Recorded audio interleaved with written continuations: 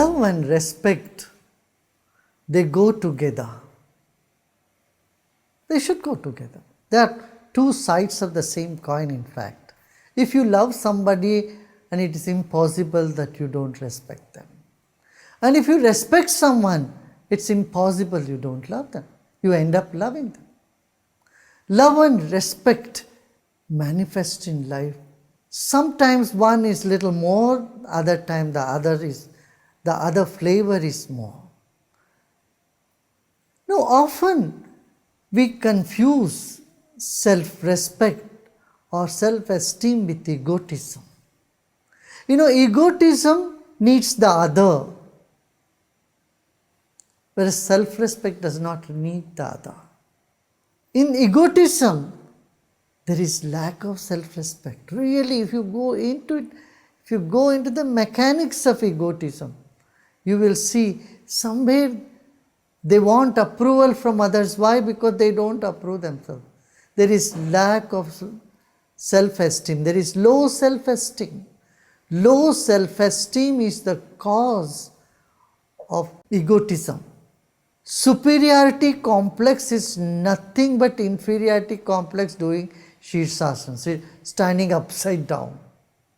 If you find someone to be in superiority complex, know for sure, deep inside they feel hollow. Deep inside there is a lack. There is no self-confidence there. Superiority complex simply indicates there is an inferiority complex in the person. It shows up in the way they walk like this. Now, that doesn't mean inferiority complex is all about love. No. Lack of self-esteem is not what divine loves. Not at all. So the next sutra that Narada has said, Ishwarasyapi abhimana dveshitvat dainya priyatvacha. Even the divine does not like egotism and loves humility because someone who is egotistic is not going towards the divine at all, is not moving in. In humility, you recognize the glory of the divine. Egotistic mindset is blind, doesn't see the magnanimity, doesn't see life with a bigger context. Wake up and see, what is your ego? What are you egotistic about? Who are you? Even a particle of sand has more shelf life, more life on the planet than you. You are not even a particle of sand. A small pebble can stay here for millions of years. Your life, 50, 60, 80, 90, 100 years, finished. Where will you be? Where are you? In what type of imaginary world you live, as thinking you are somebody, something?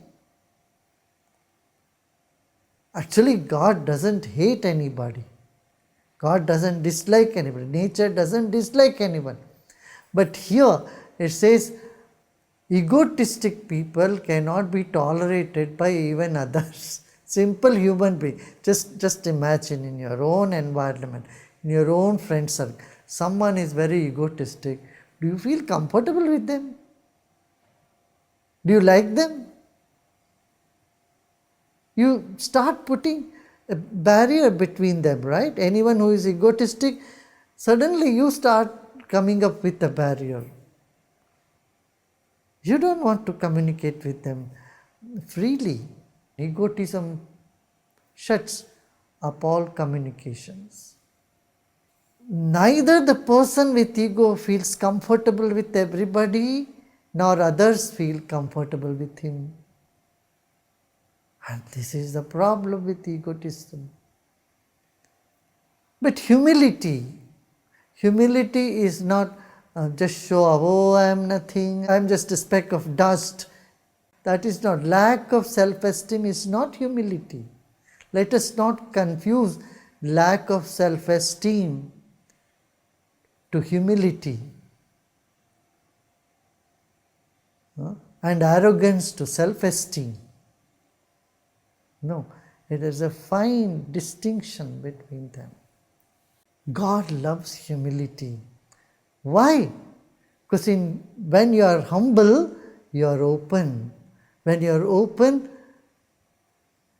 to receive the grace, you are open to receive what the nature is to offer to you, you become complete.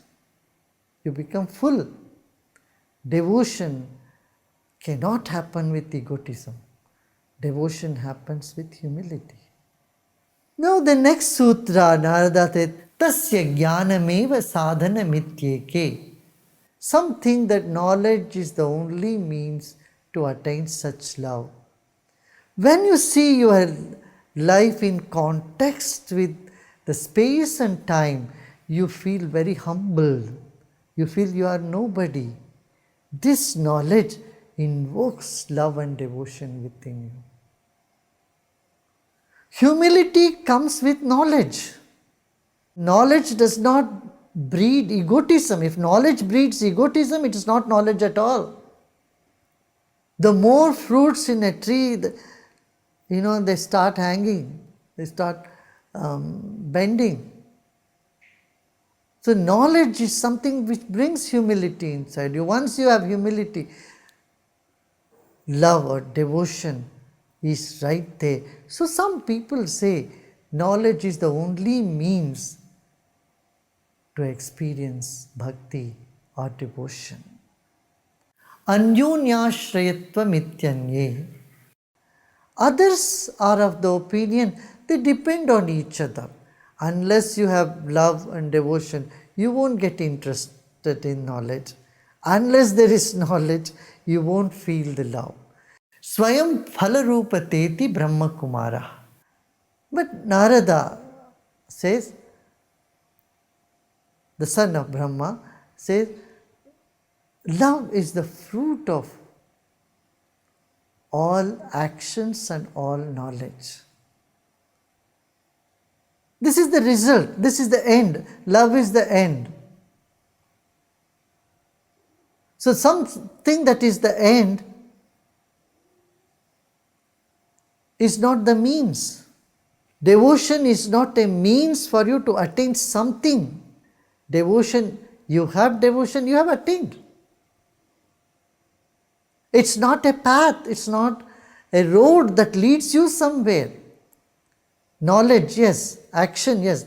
But love, devotion, it is sitting in the goal. It is getting you to the goal. It's attaining the goal. And the goal is devotion. It is complete in itself. It's a goal in itself. There is no question of then what. When you say something is the fruit, there the story ends. If you say this is the result, there it ends. This is the result, then what? That question doesn't arise. What is after this does not arise. So here, Swayam phalarupateti Brahma Kumara. There is nothing beyond this. This is it. That's what Narada says, bhakti is the end of all. And it is the beginning of all. Like seed is the beginning of the tree and the final product of the tree. The purpose of the tree is to bear the fruit, bear the seeds, and that is it. Rajagriha bhojanadishu tathaiva drishtatva. This is how it is in the case of palace, dinner, and the other like. Here he says, suppose you read the menu, it doesn't fill your belly, it doesn't fill your stomach, it doesn't, quench your hunger and thirst. Natena Raja Paritoshaha Chuchantirva. The king is not pleased by what that knowledge, nor is the hunger appeased by mere knowledge of food. Just knowledge of it is not going to suffice. You go into a restaurant and just read the menu, and you have read the menu, come back and you will be like the way you went in. You have not tasted anything. Just by reading the menu, it doesn't quench your thirst or hunger. Similarly, just thinking about a nice place, a palace. These days there is no palace, it's all become an exhibition place. You may see the pictures of the palace, that is not you being in the palace. Right? Just seeing a picture doesn't make you live there or be there. In the same way, if someone says, if knowledge alone is the way, he says, no. No, bhakti is superior to knowledge. Tasmat saiva grahya mumukshbhihi. If you want freedom, go for love, go for devotion. When there is devotion, the state of consciousness is so different. You already feel free. Devotion cannot or doesn't make you strangled. Love does it. This is the difference. An immature love, you feel strangled. But when there is devotion where you want nothing, you are here only to give, offer, brings freedom to you. It liberates you. Devotion liberates you from worries. Bhakti liberates you from worry. Bhakti liberates you from your own mind, which keeps chattering, which keeps complaining, which keeps judging yourself and others. Bhakti is that which brings you freedom from all that. Bhakti is that which makes every cell in you bow. That bowing is bhakti. If you don't bow in bhakti, in love, in devotion, that is egotism. Then one day you have to hang your head in shame. Egotism always makes you feel ashamed at some point or other in life. But humility in bhakti keeps your heart clean and free. There is nothing wrong in asking forgiveness from someone. Nothing wrong. It is not lack of self-esteem. Forgiveness can make you humble. In the Jain tradition, there is a festival. Every year they do Kshamavani. That particular day, people go and ask each other forgiveness. They say, knowingly, unknowingly, if I have done some mistake, please forgive me. If any mistake has happened through me, intentionally or otherwise, please forgive me. If I have hurt, please forgive me. It lifts such a big burden from the head and heart of people. One thing is asking forgiveness. Another is your ability to forgive. A devotee has that ability to forgive because he knows that all actions or anyway all are offered to the divine. An egotistic person wants to forgive others. Even that is a little bit difficult for him. He wants others to suffer. Even forgiveness he won't give so easily. Others are suffering, he will smile. Look. But a bhakta, someone who is humble, he will not wait for others to even ask for forgiveness. He will forgive. Humility gives you a large heart. It changes the context to your life. Your approach to life becomes magnanimous. There is certain magnanimity that dawns in you when there is love or devotion coupled with humility. Again, not low self-esteem. When you know you belong to the divine, there is no question of low self-esteem. Tasyaha sadhanani gayantyacharyaha. The learned teachers, the sages, have sung the means to attain bhakti. Now, they have not given lecture to attain bhakti, they have sung the means. You know, the way you hear a music or a talk is much different. In talk, you are focused, you are very alert, but when you listening to music, you are relaxed. You are not intently listening. You are listening in a relaxed mood. You are letting music to flow into you. But when you are listening to a talk, you have to be alert. You have to catch.